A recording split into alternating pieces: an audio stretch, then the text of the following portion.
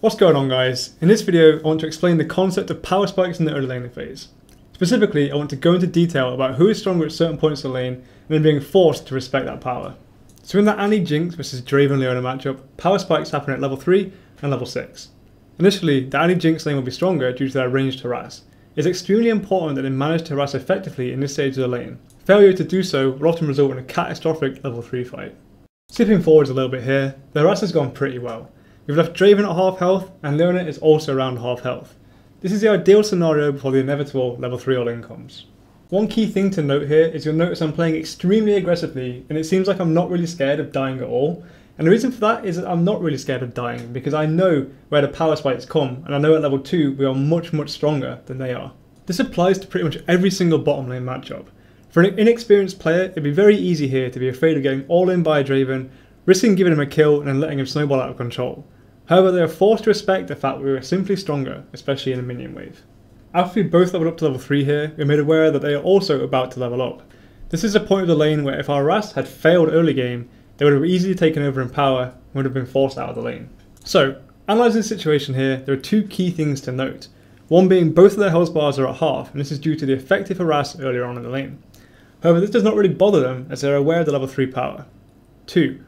I position myself in such a way that allows me to ignore the Leona and hit the Draven only.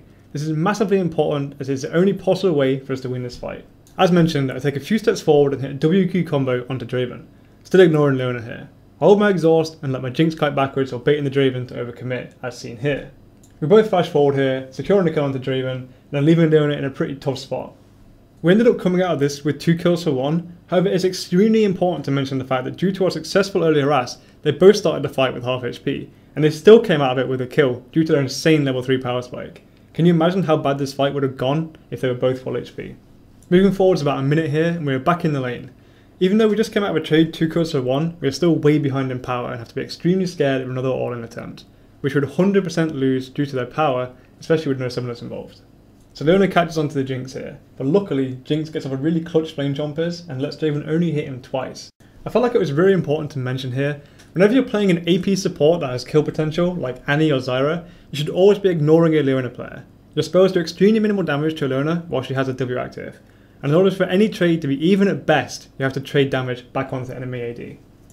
Even though I managed to get a nice WQ off for a lot of damage, it's important to realise the fact that even though they caught Jinx here, we still came out okay, simply due to their overcommittance. So after level 6, the Jinx Annie lane generally wins any engagement that they cause.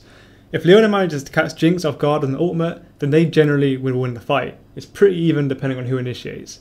As an example of this here, 3 minutes later I wanted to shove the Draven out of the lane or potentially kill him. This here is an obvious example of an engagement power spike. So while I've only really shown you an example here of how power spikes work in this specific matchup, if you spend 30 seconds on the loading screen thinking about how your opponent's skills work and at what levels they're best at, compare that to your own skills, you should generally be able to figure out how the lane's power spikes will go and then respect your opponent at the specific times. Thanks a lot for watching this video, I really appreciate it, as honestly it's the kind of video I enjoy making the most, where it's educational and it opens your mind up about the game and allows you to think for yourself and generally just get better at the game without having to read guides, etc. Obviously, if this kind of thing interests you, please hit the subscribe button, which is on the middle of the screen now. And if there's anything specific you'd like me to talk about or go over, just leave me a comment, and if I think it's worth doing, then I'll obviously do it.